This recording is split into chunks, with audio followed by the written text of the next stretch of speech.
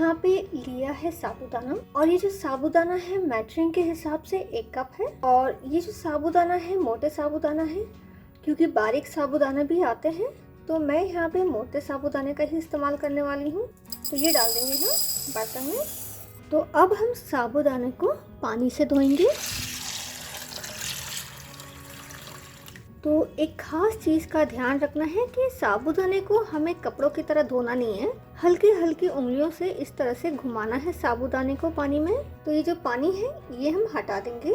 तो एक बार हमने साबूदाने को धो लिया है, अब फिर से हम दोबारा धोएंगे साबूदाने को। तो फिर से हम हल्के हल्के उंगलियों से साबूदाने को साफ करेंगे। अब ये जो पानी है इसे भी हम हटा देंगे। तो हमने यहाँ पे 2 बार साबूदाने को धो लिया है। अब मैं साबूदाने में डालूंगी 2/3 कप नमक का पानी। मैंने 2/3 कप पानी में 1 टेबलस्पून नमक डाला है और नमक को अच्छे से मिक्स कर लिया था, मिला लिया था पानी में। तो यहाँ पे आप देख रहे हो साबूदाना पूरी तरह से पानी में डूबा हुआ है। इस तरह से हमें देखना है। तो देखिए पानी ऊपर हमारी उंगलियों की तरफ आ रहा है। साबूदाना और पानी का लेवल इक्वल नहीं होना चाहिए, पानी थोड़ा ऊपर ही होना चाहिए साबूदाने का, इस बात का आपको ध्यान रखना है। तो अब हम यहाँ पे साबूदाने को ढक देंगे, बंद कर देंगे। अगर हम साबूदाने को रात को भिगो के रखते हैं तो सबसे बेस्ट है, और अगर नहीं रख पाते हैं किसी कारणवश तो साबूदाने को करीबन 2 घंटे तक तो हमें ऐसे ही रखना है, लेकिन अगर रात भर रखोगे तो बहुत अच्छा है। और अब हमें साबूदाने को 1 घंटे तक ऐसे ही रखना है ताकि साबूदाना हमारा अच्छे से फूल जाए। तो 1 घंटा हो चुका है और साबूदाना देखिए एकदम फूल चुके हैं। तो मैं यहाँ पे साबूदाने को मसल के दिखा देती हूँ। देखिए बहुत ही आसान तरीके से मसल गया है, क्योंकि हमने इसमें नमक पहले ही डाला था। तो बहुत ही अच्छे से जो नमक है एकदम एब्जॉर्ब कर चुका होगा साबूदाना, तो ऊपर से हमें नमक डालने की जरूरत नहीं है। तो अब हम फटाफट बनाते हैं पापड़। तो मैंने यहाँ पे लिया है ये इडली का साँचा, क्योंकि इडली की साँचा तो हर किसी के घर में होता है, तो कोई टेंशन वाली बात ही नहीं है। तो सबसे पहले हम साँचे को ग्रीस कर लेते हैं बहुत ही हल्का सा तेल लगा के। तो मैंने यहाँ पे सिंगदाने का तेल लिया है, आप चाहो तो कोई भी तेल का इस्तेमाल कर सकते हो।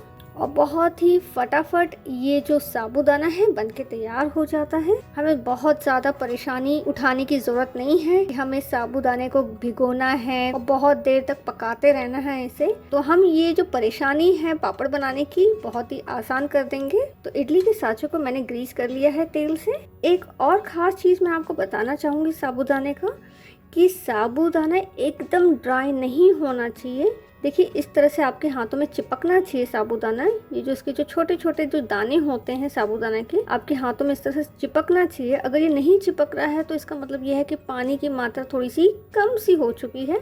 तो ऊपर से आपको पानी के छींटे डालना है ताकि ये जो साबूदाना है हल्के से मॉइस्ट रहे। तो चलिए अब ये जो साबूदाना है वो हम ये इडली के साँचे के ऊपर फैलाएंगे। तो हमने यहाँ पे थोड़ा थोड़ा करके जो साबूदाना है वो सांचे में हम डालते जाएंगे। तो देखिए मैं इस तरह से ये साबूदाना डालती जा रही हूँ। तो हमें यहाँ पे करना क्या है वो मैं बताती हूँ। इस तरह से उंगलियों की सहायता से हमें इस साबूदाने को फैलाना है। तो देखिए इस तरह से 2 उंगलियों की सहायता से हमें इसे फैलाना है। जैसे कि मैंने आपको पहले ही कहा है कि साबूदाना एकदम ड्राई नहीं होना चाहिए। अगर ड्राई होगा तो बहुत ही आसान तरीके से ये फैल नहीं पाएगा। तो इस चीज़ का आपको ध्यान रखना है। तो मैंने यहाँ पे साबूदाने को फैला दिया है सांचे में, और इसी तरीके से ये जो बाकी का जो सांचा है उसे भी हमें फैला देना है।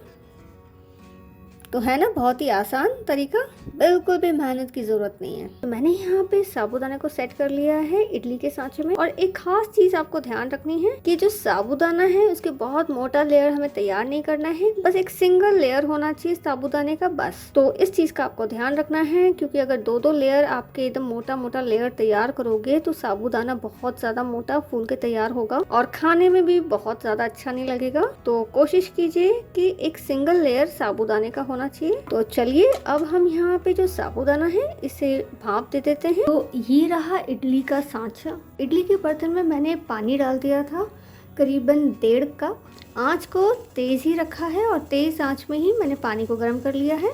तो आँच को अब हम यहाँ पे स्लो कर देंगे और ये जो सांचा है जिसमें हमने साबूदाना सेट किया है वो हम रखेंगे।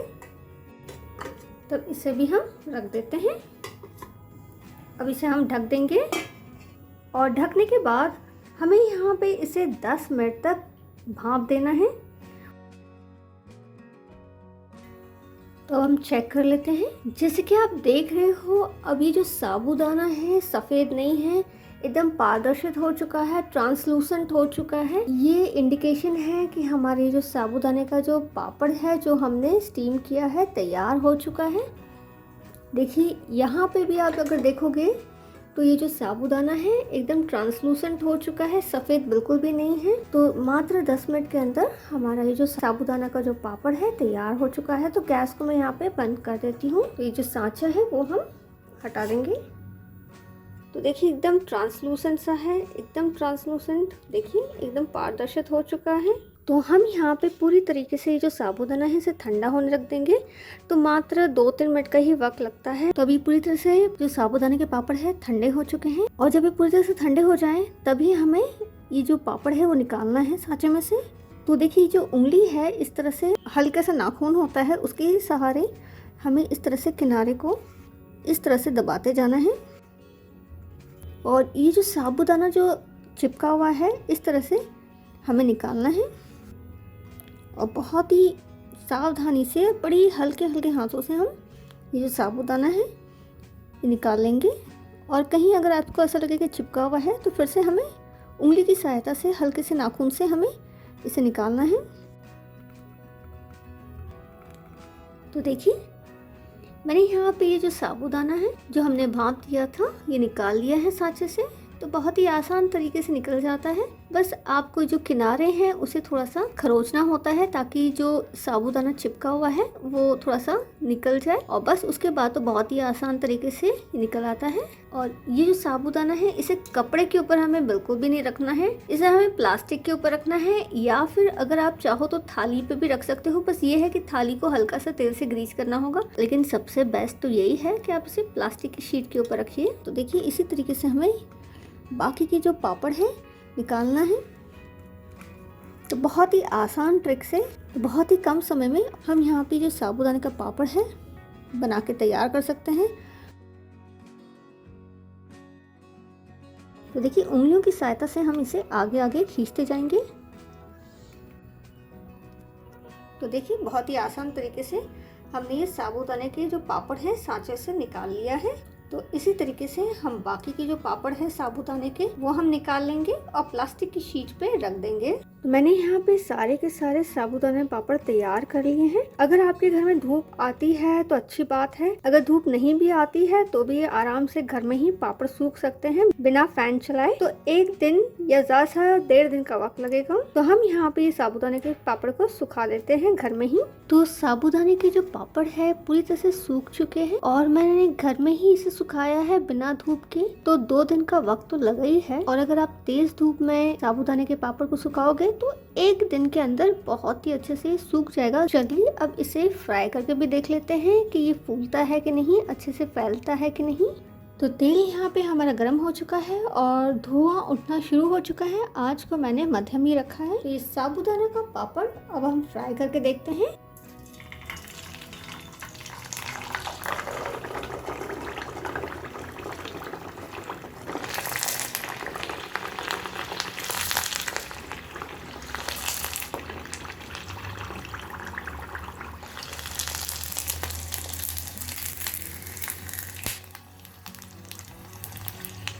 तो देखिए एकदम बढ़िया तरीके से फैल चुका है और बिल्कुल भी नहीं टूटा है और आप जैसे कि देख सकते हो इसमें बिल्कुल भी गैप्स नहीं है।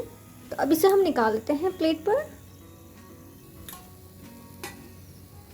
जैसे ही हम साबूदाने को तेल में डालेंगे हमें तुरंत झरिया की सहायता से दबाना है साबूदाने को ताकि अच्छे से ये फैल जाए और इसका जो आकार हो टेढ़ा मेढ़ा ना हो।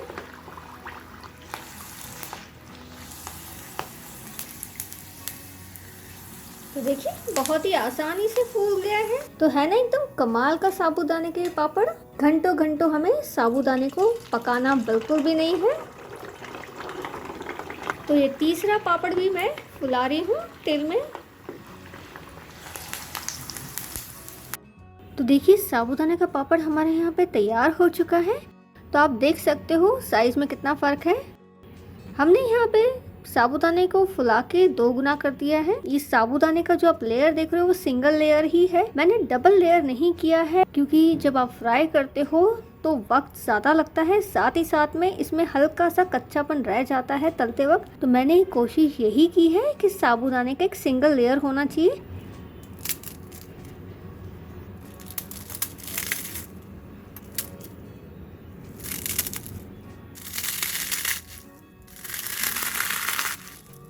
तो देखा आपने और सुना आपने कि एकदम चूरा चूरा हो गया है और बिल्कुल भी कच्चापन नहीं है इसमें। अगर कच्चापन रहेगा तो ये बिल्कुल भी नहीं टूटेगा और कड़क सा रहेगा। तो अगर आपको आज के साबूदाने के पापड़ की रेसिपी पसंद आती है तो आप जरूर लाइक कीजिएगा, कमेंट कीजिएगा और बिना भूले मेरे चैनल को सब्सक्राइब जरूर कीजिएगा।